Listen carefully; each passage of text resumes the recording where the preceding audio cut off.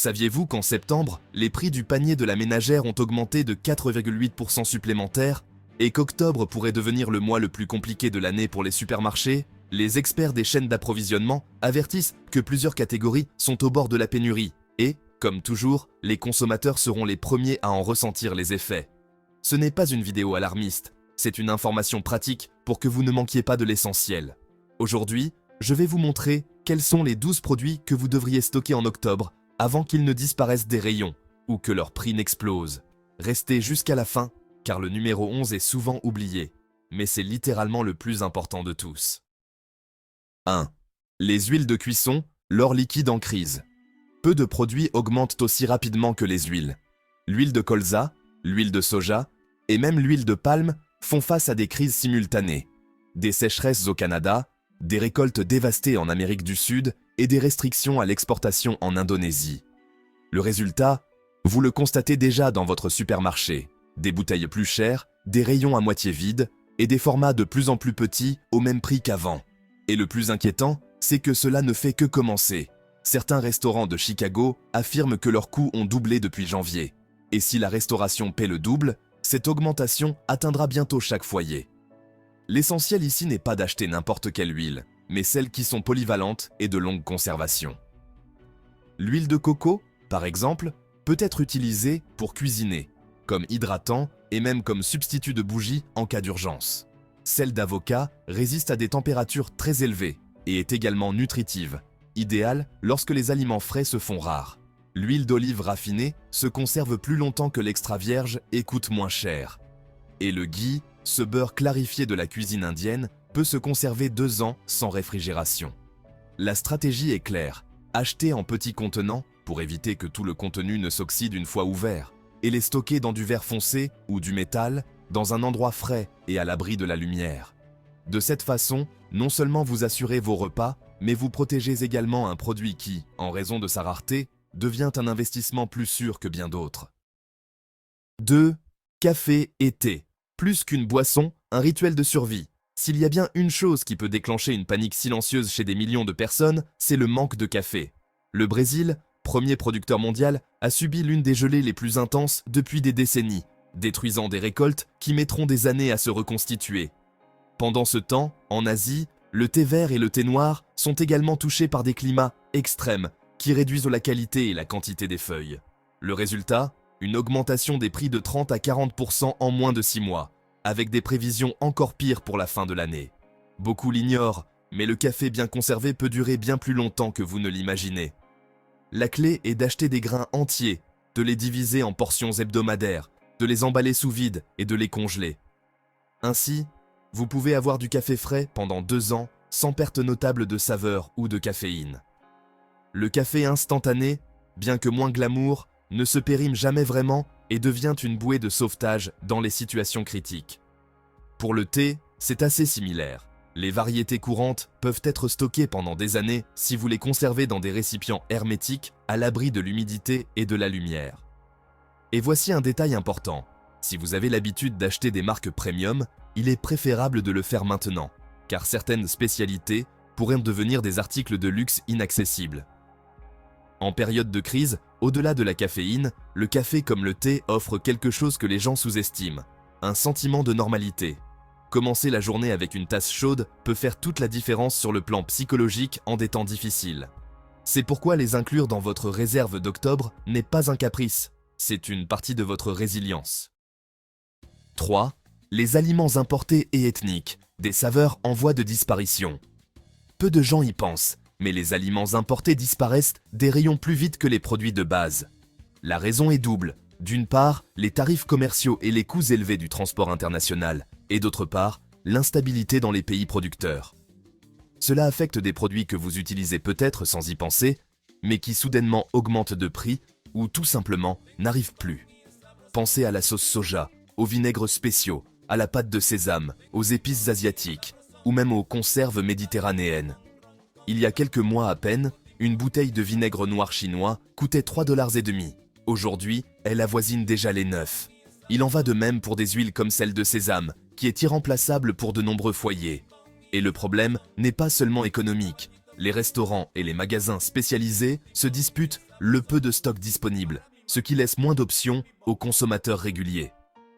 Mais il y a un avantage que vous pouvez exploiter. Beaucoup de ces produits ont une très longue durée de conservation. La sauce soja bien fermée peut durer des décennies. Les vinaigres s'améliorent avec les années et les condiments secs conservent leur puissance s'ils sont stockés dans des récipients sombres et hermétiques. La stratégie consiste donc à visiter les épiceries ethniques locales qui ont généralement des prix plus bas et un flux d'importation différent de celui des grandes chaînes. Là, vous pouvez encore trouver ces produits à des prix raisonnables. Octobre est le moment idéal pour faire un petit investissement en saveur, car en situation de pénurie, la monotonie de l'alimentation est l'un des grands ennemis. Imaginez manger du riz et des haricots tous les jours, mais pouvoir leur donner une touche de sauce, d'épices ou de vinaigre.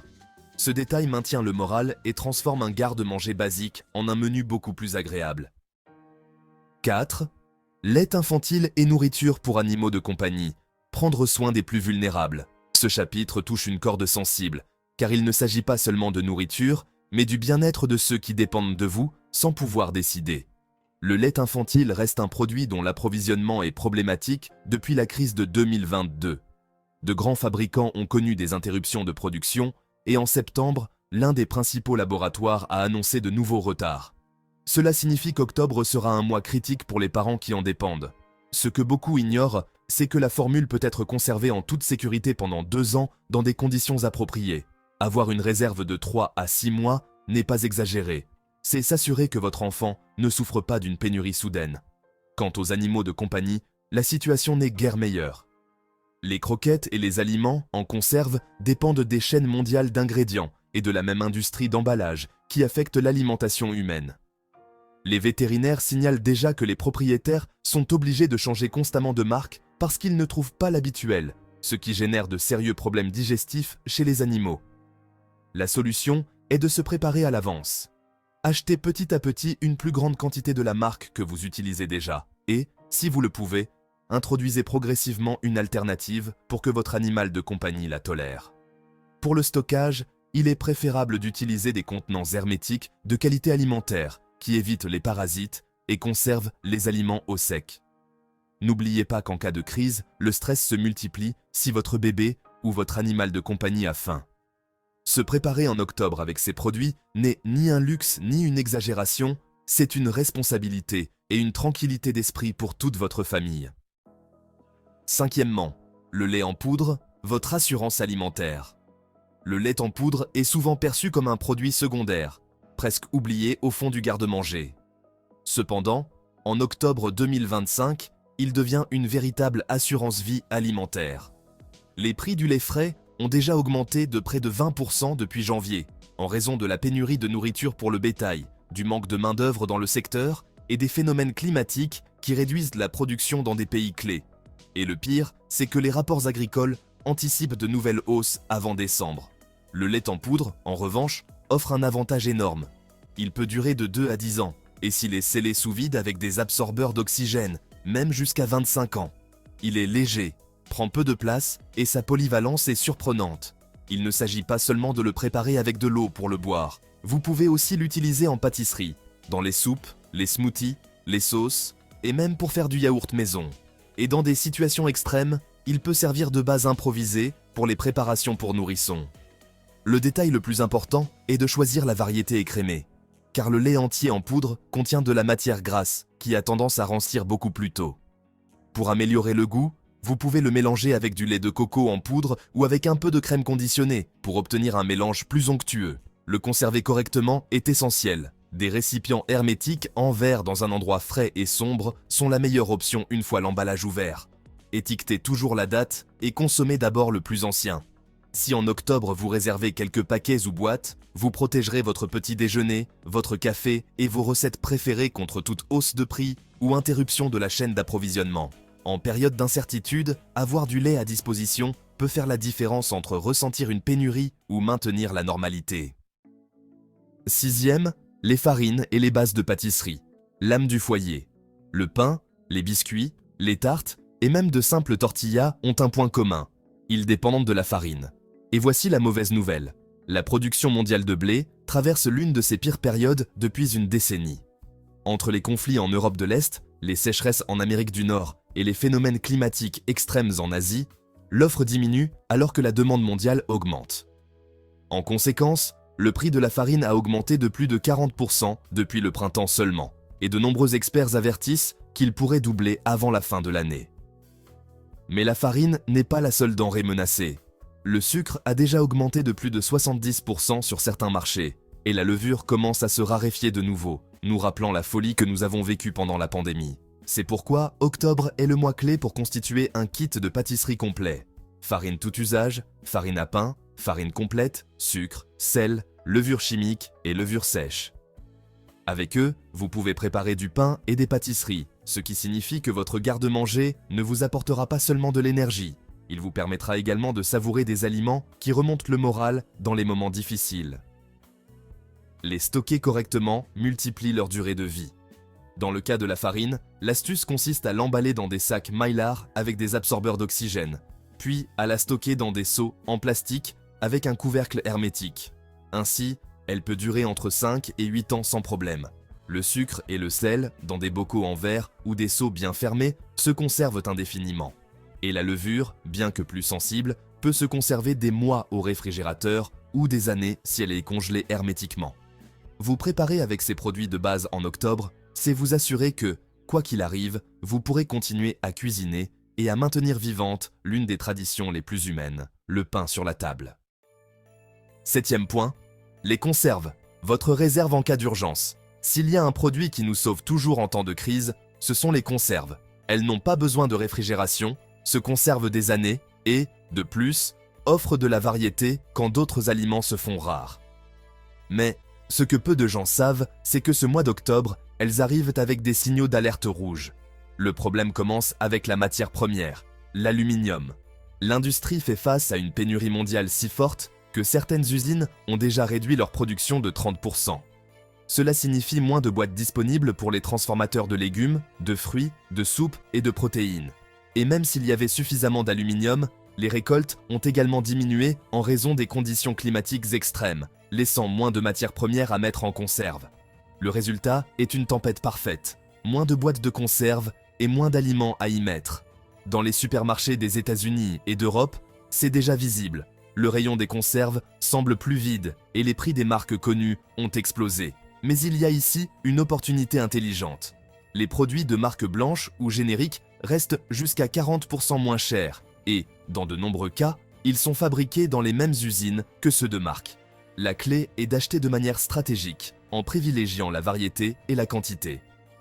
Une réserve minimale devrait inclure entre 50 et 60 boîtes par personne, combinant légumes, légumineuses, fruits, soupes et protéines, comme le thon ou le poulet. Pour bien les stocker, marquez la date d'achat sur chaque boîte avec un marqueur et organisez votre garde-manger selon le système première entrée, premier sortie. Cela évite les mauvaises surprises lorsque vous ne vous souvenez plus depuis combien de temps elles sont stockées. Avoir un bon assortiment de conserves en octobre n'est pas un luxe, c'est garantir des calories, des vitamines et des protéines accessibles pendant des mois, même si l'approvisionnement en aliments frais est interrompu du jour au lendemain. 8. Les légumes surgelés, une nutrition assurée tout l'hiver. Beaucoup pensent que les légumes surgelés sont un plan B face aux produits frais, mais en réalité, ils sont souvent encore plus nutritifs. Ils sont traités et surgelés juste au bon moment de leur maturité, conservant ainsi des vitamines qui sont souvent perdues dans les produits des frais transportés sur de longues distances. Cet octobre, cependant, la situation n'est pas encourageante. Les mauvaises récoltes réduisent la quantité de matières premières et les usines de transformation subissent des retards en raison du manque d'emballage en plastique. Cela entraîne déjà des ruptures de stock dans des chaînes comme Target et Walmart, où certaines sections de produits surgelés ne sont qu'à un tiers de leur capacité normale. Le risque est que, d'ici quelques semaines, les prix augmentent encore plus et que la variété soit réduite au minimum.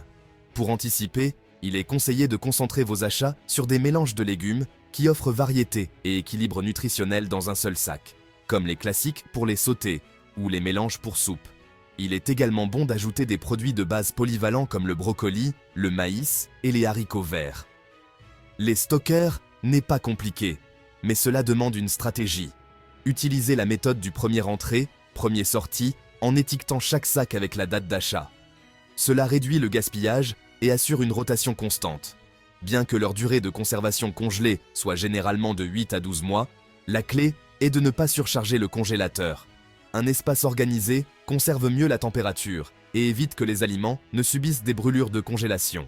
Assurer un bon stock en octobre signifie avoir accès à des légumes nutritifs tout l'hiver, même si les prix des produits frais continuent d'augmenter ou si le transport fait à nouveau défaut.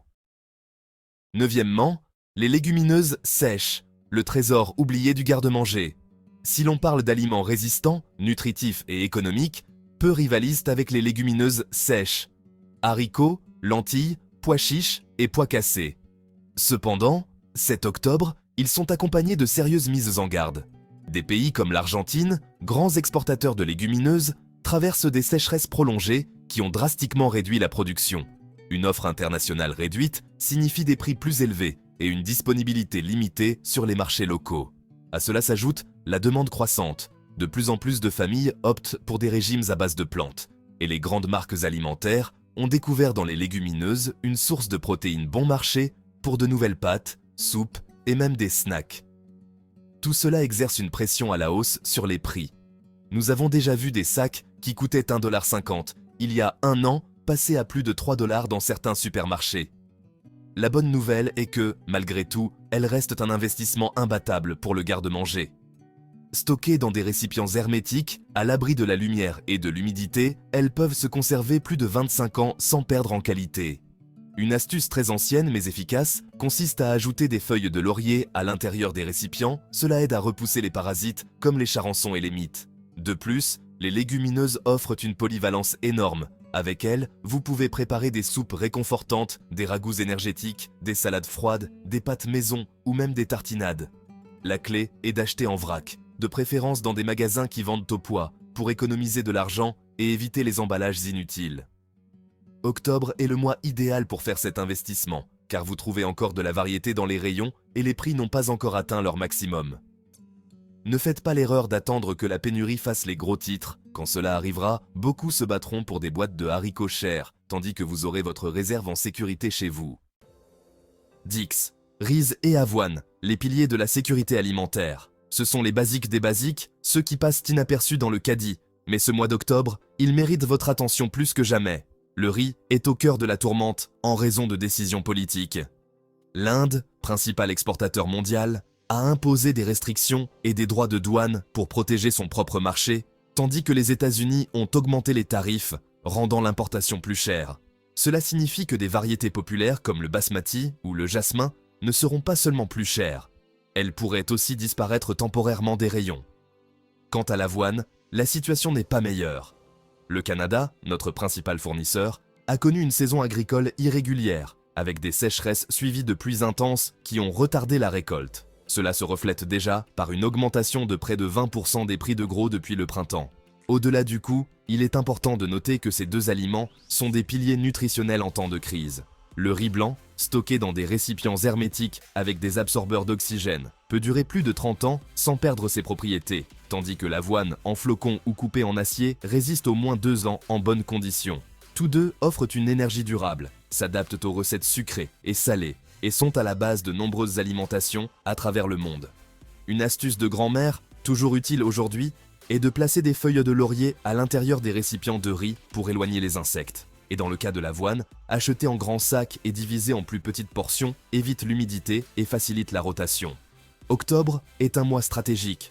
Si vous sécurisez le riz et l'avoine maintenant, vous aurez dans votre garde-manger les fondations de tout plan alimentaire d'urgence, des produits bon marché aujourd'hui qui pourraient valoir le double demain.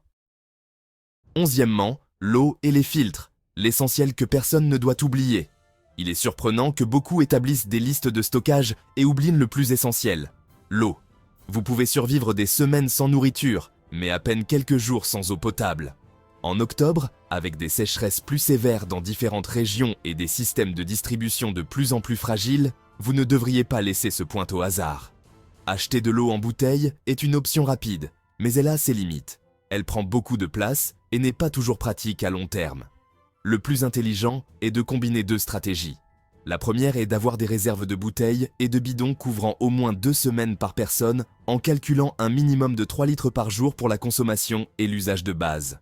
La seconde Investir dans des systèmes de filtration fiables, des filtres portables en céramique, des pastilles de purification, des pailles avec des membranes spéciales ou même des unités familiales à gravité. Ces dispositifs vous donnent non seulement une autonomie en cas de coupure, mais vous permettent également d'utiliser des sources d'eau naturelles, comme les rivières, les lacs ou même la pluie, sans compromettre votre santé. Un autre point clé est le stockage sécurisé. Des bidons de qualité alimentaire, sombres et hermétiques, placés dans des endroits frais et sans exposition directe au soleil, peuvent maintenir l'eau dans des conditions optimales pendant des mois. De nombreux experts recommandent de faire tourner l'eau tous les 6 mois pour garantir sa fraîcheur. En période de crise, l'eau ne fait pas que hydrater. Elle est essentielle pour cuisiner des aliments secs, préparer des laits infantiles et maintenir l'hygiène. Négliger cet aspect peut rendre toute réserve abondante inutile.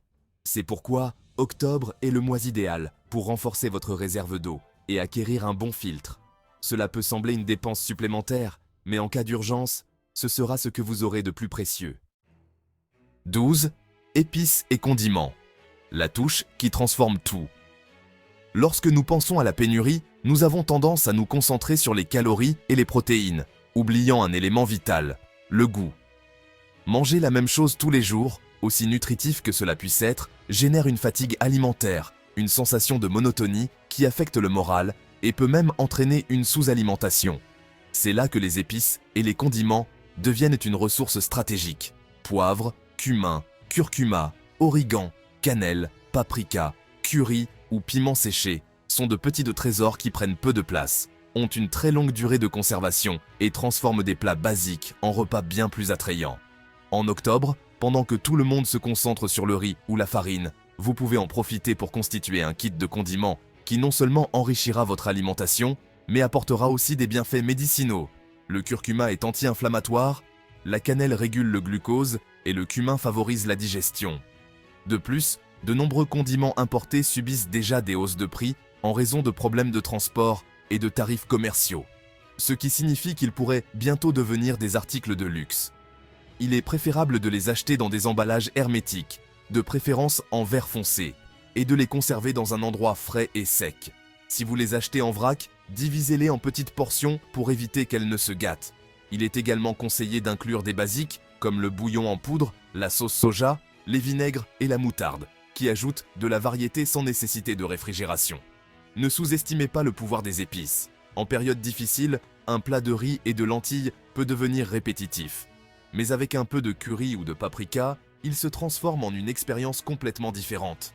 Préparer votre kit de condiments en octobre n'est pas seulement un détail gourmand, c'est un outil psychologique et nutritionnel qui rendra votre garde-manger beaucoup plus durable à long terme. Nous avons passé en revue 12 produits que vous ne devriez pas ignorer en octobre 2025 si vous voulez protéger votre garde-manger contre l'inflation et les ruptures d'approvisionnement. Des huiles dont le prix augmente chaque semaine, en passant par le café, les laits infantiles ou les légumineuses, jusqu'à l'eau et les épices que l'on oublie souvent, chacun joue un rôle clé dans votre sécurité alimentaire et dans la tranquillité de votre famille. La préparation n'est pas de l'accumulation, c'est une planification intelligente de ce que vous allez réellement utiliser et consommer. Si vous achetez petit à petit et stockez bien, vous transformez votre garde-manger en un investissement qui vous fait économiser de l'argent et vous offre de la stabilité. N'oubliez pas, la meilleure façon de faire face à l'incertitude est d'anticiper. N'attendez pas que les étagères se vident ou que les prix s'envolent. Commencez dès aujourd'hui avec un produit par achat et en quelques semaines, vous aurez une réserve solide. Aimez si ce contenu vous a été utile, abonnez-vous pour ne pas manquer les prochaines mises à jour et dites-moi dans les commentaires avec quel produit vous allez commencer. Octobre est le moment d'agir.